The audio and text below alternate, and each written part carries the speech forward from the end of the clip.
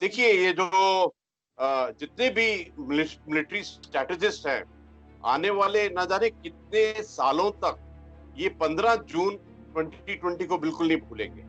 वो दिन था जब अ, चाइना ने और उनके पीएलए ने एक प्री मेडिटेटेड, एक डेलिब्रेट तरीके से, एक प्लान तरीके से जो फेस ऑफ होता है उसके अंदर में अपनी अग्रेशन, प्रोवोकेटिवनेस और डिविजनरी टैक्टिक्स करने की कोशिश की। 3 बार उस रात को 15-16 की जून की रात को मुठभेड़ हुई। देखिए, मैं आपको पहले बताना चाहता हूँ कि जगह क्या है। जो हमारा यूनियन टेरिटरी है ले, इसका जो ईस्ट लद्दाख है उसमें एक पेंगेंगसो लेक है, उसके नॉर्थ का इलाका, उसको हम सब सेक्टर नॉर्थ बोलते हैं, वहां पे गलवान वैली है। और ये जो ईस्ट लद्दाख का इलाका है, ये इसके अंदर में अभी हम एलएसी यानी लाइन ऑफ एक्चुअल कंट्रोल पर दोनों फौजें बैठी हुई हैं, भारत की फौज और पीएलए। और इस इलाके के अंदर में चाइना का 38,000 स्क्वायर किलोमीटर एडवर्स पोजीशन है, मतलब जो भारत का हिस्सा है, लेकिन अभी मौजूदा हालत में उनकी एडवर्स पोजीशन। आपको तो मालूम है कि अप्रैल के एंड से और मई के पहले हफ्ते से ही चाइना की एक्टिविटी बहुत बढ़ गई थी। 5 और 6 मई को जो पेंगेंगसो लेक है उसके नॉर्थ बैंक के अंदर में फेस ऑफ हुआ, वायलेंट फेस ऑफ था और दोनों साइड के जवानों को चोटें लगी। फिर 9 मई को जो हमारा सिक्किम है उसके नॉर्थ सिक्किम में 2 पेट्रोल्स का फेस ऑफ हुआ, जिसमें भारत के 4 जवान और चाइना के 9 जवानों को चोटें लगी। उसके बाद में एक हमारा उत्तराखंड जो हमारा स्टेट है, वहां पर एक लिपू लेक पास को एक सड़क जाती है दार्जिलिंग से, जिसका इनॉग्रेशन किया गया और नेपाल ने एक यूनिलैटरल तरीके से ट्राई जंक्शन जो लिपू लेक का इलाका है उसके बारे में एक मैप इशू कर दिया, जो बिल्कुल यूनिलैटरल तरीके से था और स्टेटस को चेंज करने की एक कोशिश।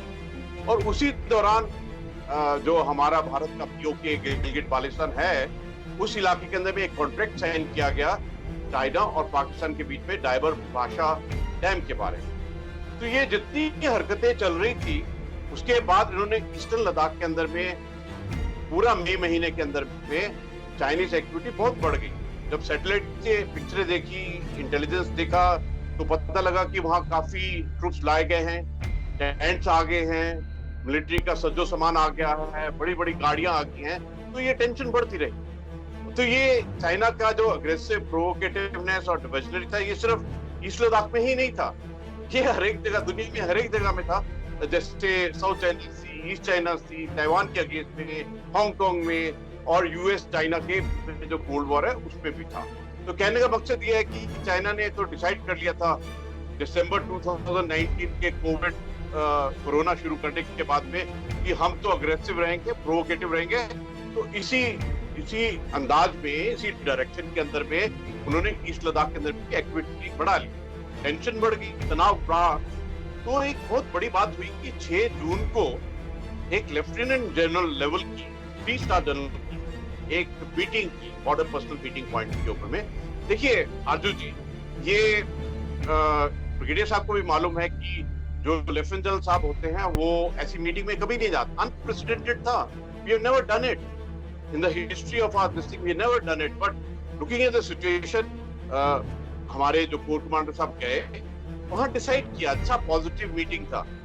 फिर 6 जून से लेकर 15 जून तक और भी मीटिंग हुई, तो डी एस्केलेशन, डी इंडक्शन और डिसएंगेजमेंट की प्रोसेस चलता रहा।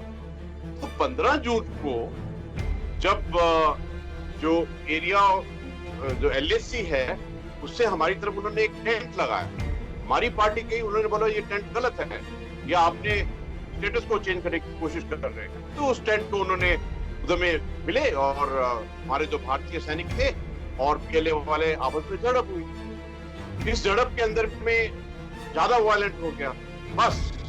और वो जो जगह है वो है 16,000 फीट, वो है हाई एल्टीट्यूड। ब्रिगेडियर साहब तो जानते हैं कि हाई एल्टीट्यूड में ऑक्सीजन की कमी होती है, एक्लिमेटेशन करना पड़ता है और ट्रेन ट्रूप्स ही जाते हैं। और फिर रात हो गई, तो 3 बार मुठभेड़ हुई। इस मुठभेड़ के अंदर में आने वाली बहुत जनरेशन पड़ेंगी इसको 15 जून को। 3 बातें हुई मुख्य तौर पर। पहले कि भारत के 20 जवान, जिसके अंदर में एक सीओ साहब थे, और मेरे को खुशी है कि ब्रिगेडियर साहब मेरे साथ में बैठे हुए हैं। देखिए, जो इन्फेंट्री पलटन होती है ना, इसका जो कमांडिंग ऑफिसर सीओ साहब होता है, टाइगर होता है, उसके लिए पलटन के अंदर इतनी इज्जत होती है कि अगर मेरे सीओ को कोई ना उंगली भी दिखा दे, मेरे सीओ को कोई आंख भी दिखा दे, तो मैं उसकी आंख उसी वक्त निकाल दूंगा, मैं उसका हाथ उसी वक्त काट दूंगा। ऐसी होती है भावना। तो जैसे सीओ साहब को चोट लगी और वीरगति को प्राप्त हुए, बस उसके बाद तो जो हमारी यूनिट थी, बिहार रेजिमेंट की, उनके दिल में तो आग लगी। वहां पर 3 पंजाब रेजिमेंट भी थी, एक 3 मीडियम रेजिमेंट भी थी।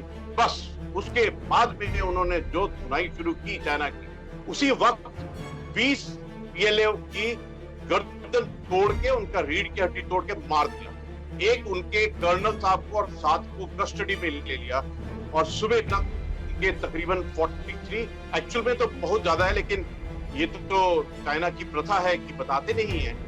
और हमने तो जो हमारा जो फौज का एक असूल सा रहा है कि अगर सुप्रीम सेक्रीफाइस होगी, अगर हमारे जवान अपने प्राणों की आहुति देंगे, तो हम उनके पार्थिव शरीर को सदा सदैव ऑलवेज हम उनके गांव में, उनके पेरेंट्स के पास, उनके फैमिली के पास में भेजते हैं। तो हम 20 हमारे मार्टियर्स हुए, और चाइना के तो 43 से बहुत ज्यादा हुए। ये सबसे बड़ा 3 चीज, क्योंकि ब्रिगेडियर साहब, मैं, हम दोनों ऑफिसर हैं, स्ट्रेटेजिस्ट हैं, प्रोफेशनल हैं, तो हम ऊंचे लेवल की बात सोचते हैं। तो उसमें 3 ऊंचे लेवल की बात है। पहली बात कि जो पीएलए और चाइना ने ऐसा बनाया हुआ था ना, psychological warfare, propaganda, media warfare, कि पीएलए बहुत बड़ी मतलब फौज है, बहुत एफिशिएंट है, बहुत प्रोफेशनल है, वो उस रात को बिल्कुल खत्म हो गया। पता लगा कि पीएलए तो पॉलिटिकल पार्टी की एक फोर्स है, तो फौज भी नहीं है। ब्रिगेडियर साहब तो फौज के हैं, वो तो फौज भी नहीं है। और पता लगा कि उनका माउंटेन वॉरफेयर में, हाइल्ड वॉरफेयर में, कम्बैट में कोई भी एक्सपीरियंस नहीं है। और दूसरी तरफ पता लगा कि भारतीय सेना का जो एक शौर्य, साहस और बलिदान देने का होता है, वो बिल्कुल अलग दर्जे का है। अभी इससे तीसरी बात, 1 मिनट अर्जुन जी, 1 मिनट, तीसरी बड़ी बात क्या निकली कि जितने भी एग्रीमेंट थे, प्रोटोकॉल थी, प्रैक्टिस थी, जो पिछले 70 साल का विश्वास था भारत और चाइना में, अभी हमने 1 अप्रैल में ही 70 इयर्स ऑफ बायलैटरल पंचशील का बनाया था। तो जो 70 साल की मेहनत थी ट्रस्ट के बारे में, वो एकदम उस रात को खत्म हो गई।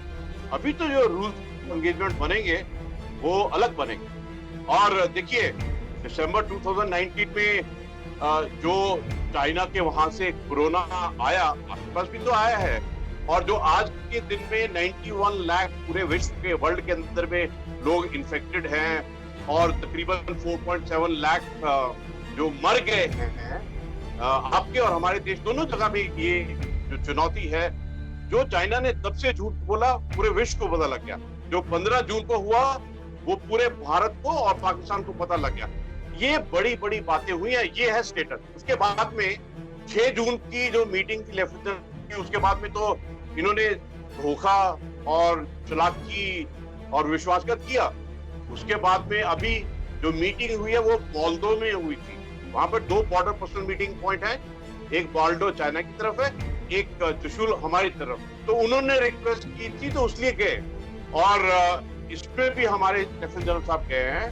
अभी जो पता लगा है, मतलब उसमें एक बड़ा इंटरेस्टिंग है, ऐसे हम बोलते हैं सीसीपी बोलते हैं ना, चाइना कम्युनिस्ट पार्टी, उसी के अगर आप 3 लेटर ले तो ये कॉर्डियल था, ये कंस्ट्रक्टिव था, ये पॉजिटिव टॉक थी। उसके अलावा डिसाइड किया है कि जितने भी फ्रिक्शन पॉइंट हैं उनसे डिसएंगेजमेंट हो, जितने भी थे, मतलब जो अप्रैल एंड का स्थिति थी वहां पे वापस आएंगी। और आपको मालूम है आर्जू जी कि ये जो मीटिंग थी कितने घंटे चली? 11 घंटे। और क्यों 11 घंटे चली? क्योंकि चाइना को मालूम था कि वो गलत है, उन्होंने बहुत बड़ी गलती की है और जो सच्चाई है, ट्रुथ है, वो इंडिया की साइड में।